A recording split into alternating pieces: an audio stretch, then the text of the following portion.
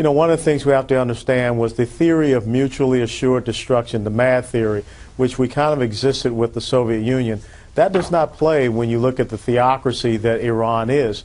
They are banking on the return of this hidden imam, the Mahdi, and of course, when you understand their theocracy, an apocalyptic event is something that will bring that about. So I think we have to take them serious for who they are and what they say.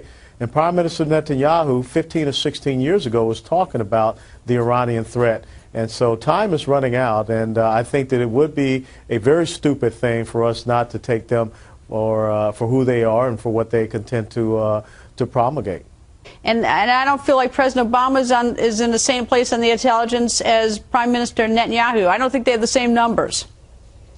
Well, I would defer to Prime Minister Netanyahu. That's his neighborhood, and I think he's well aware. You look at what's just happened within the last 36 hours.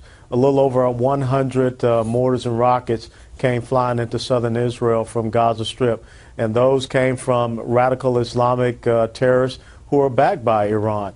And we know that the Iranian Revolutionary Guards are in Syria helping to shore up Bashar Assad. So we are seeing the extension of their regional hegemonic dominance, and we know that there was a cleanup effort coming from a neutron device that is used to initiate a nuclear weapon of some sorts, and that happened just last week.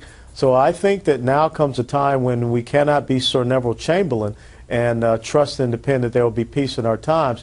We have to stop the march toward this effort that we see going on. You're absolutely right, and I think history has shown us that when you try to compromise, appease, or negotiate with a madman and a dictator or a despot, it never ends up very well.